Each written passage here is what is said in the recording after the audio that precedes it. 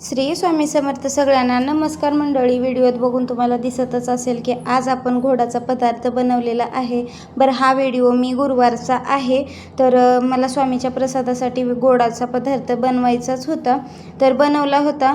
तर बघू शकताय मी एक नवीन कढई आणली होती आणि आता आपल्या किचनमध्ये नवीन काहीतरी वस्तू आली की त्याच्यामध्ये गोडाचा पदार्थ हा बनतोच. मी 4 लेयरची कढई घेतलेली आहे आणि ते मला घ्यायचीच होती, थोडीशी मोठ्या साईजची घ्यायची होती. अगोदर मी ही वरची जी कढई दाखवत आहे ते छोटी कढई अगोदर घेतली होती आणि ही आत्ता घेतलेली आहे. मग आता काय विचारलं सगळ्यांना काय बनवायचं, तर बेसनचे लाडू माझ्या घरात खूप आवडतात सगळ्यांनाच, तर मग बेसनाचे लाडू बनव म्हणून सांगितले. म्हणून मग हा व्हिडिओ खास माझ्या घरच्यांसाठी आणि ते व्हिडिओसुद्धा तुमच्यासोबत शेअर केलेला आहे मी. तर बघू शकता इथं वाटीचा प्रमाण घेतलेला आहे आणि वाटीच्या प्रमाणानंच मी 2.5 वाट्या इतकं बेसन घेतलेलं आहे. बरं, आता ते बेसन मी चाळून घेतलेलं आहे आणि आता इथे कढई गरम करायला ठेवली होती. मोठीच कढई घेतलेली आहे, जी नवीनवाली घेतली होती आपण ती, आणि त्याच्यामध्ये तूप घातलेलं होतं 2 चमचे आणि ते तूप वितळलं की मग लगेच आपल्याला याच्यामध्ये बेसन घालून घ्यायचं आहे. तर आता इथं बेसन घातल्याच्या नंतर मी जास्त हात दुखवू नये तुमचा आणि कलरही ब्राऊन येऊ नये. कलर जर ब्राऊन आला की थोडेसे वेगळे दिसतात बेसनाचे लाडू, तर कलरही टिकून राहावा आपल्या बेसनाचा आणि हातही दुखणार नाही, याच्यासाठी मी एक टिप्स सांगणार आहे. बरं, आता सुरुवातीपासून शेवटपर्यंत मीडियम गॅस ठेवायचा आहे, लो गॅस ठेवायचा आहे म्हणू शकताय. तर थोडं थोडं तूप घालून मी इथं मस्त असं हलवत आहे. तर बरं, जास्त लो ठेवल्याने गॅस कसं बेसनला कलरही येणार नाही, करपणारही नाही आणि हातही दुखणार नाही. थोड्या थोड्या वेळाने सतत असं परतत राहायचं आहे आणि थोडं थोडं तूप घालून आपल्याला हे सतत मिश्रण परतत राहायचं आहे. आपल्याला सुरुवातीपासून शेवटपर्यंतचा जो वेळ आहे आपला 20 ते 25 मिनटं आहे. बघू शकताय गाठी गुठळ्या आत्ता सध्याला जरी दिसत असल्या तरी थोडं थोडं तूप घालून आपण मिश्रण एकजीव करत जातो किंवा बेसन भाजत जातो, तेव्हा हे गाठीसुद्धा अजिबात राहणार नाहीत.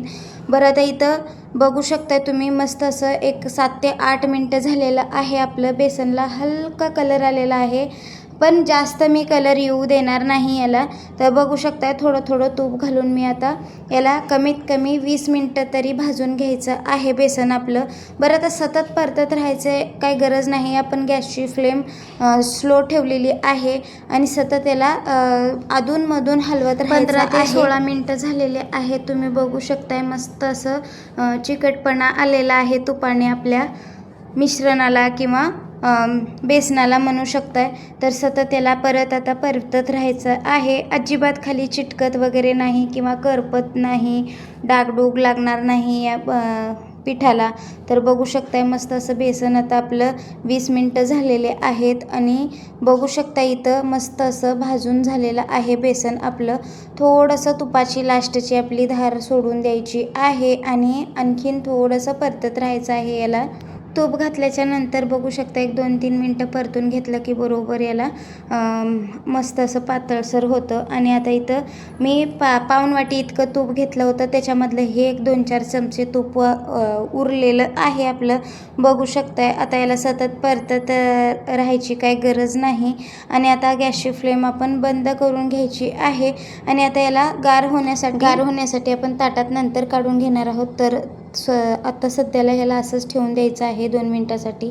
तोवर आता आपण पिठी साखर मोजून घेणार आहोत. 2.5 वाट्या बेसन होतं आपलं, 2.5 वाट्याच आपल्याला साखर घ्यायची आहे, बरोबरला बरोबर घ्यायची आहे. बरं, आता गोडाचा पदार्थ बनवतोय म्हटल्यावर गोड तर आलंच त्याच्यामध्ये, पण तुम्हाला जर कमी गोड हवं असेल तर थोडीशी 2-3 चमचे साखर कमी घेऊ शकताय किंवा थोडीशी वाढवू शकताय या ठिकाणी, पण मी बराबरच घेते आणि पाऊण वाटी इतकं तूप आपल्याला लागलेलं आहे. बरं, आता इथं 2 मिनटं झाल्याच्या नंतर इथं मिश्रण हे सगळं आपण एका ताटात काढून देणार आहोत.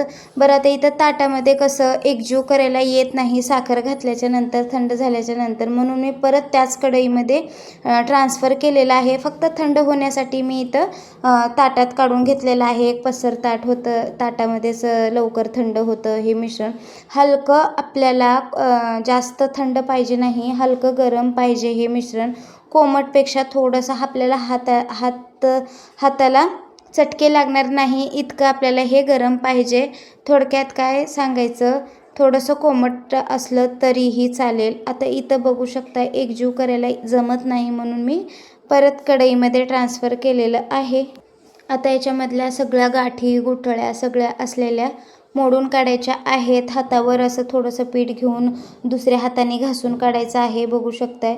आणि आता मस्त असं लाडू वळतोय का नाही हे चेक करायचं आहे. वळत असेल तर, जर आपला लाडू वळत नसेल तर थोडीशी तुपाची धार सोडायची. तरीही वळत नसेल तर मिक्सरला थोडंसं हलकं 1-1 सेकंदावर 1 मिनटासाठी फिरवून घ्यायचं आहे. आणखीन मस्त लाडू गोल गरगरीत वळला जातो. तर बघू शकताय मी इथं मस्त असा लाडू वळून घेतलेला आहे. मस्त असा दिसतोय. कलरसुद्धा खूप छान आलेला आहे. खमंग बेसन भाजून घेतलेलं आहे.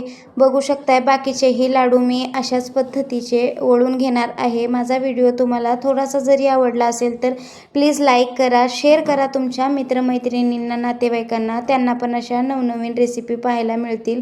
परत भेटू परत अशा एका नवीन रेसिपीसोबत. तोपर्यंत श्री स्वामी समर्थ.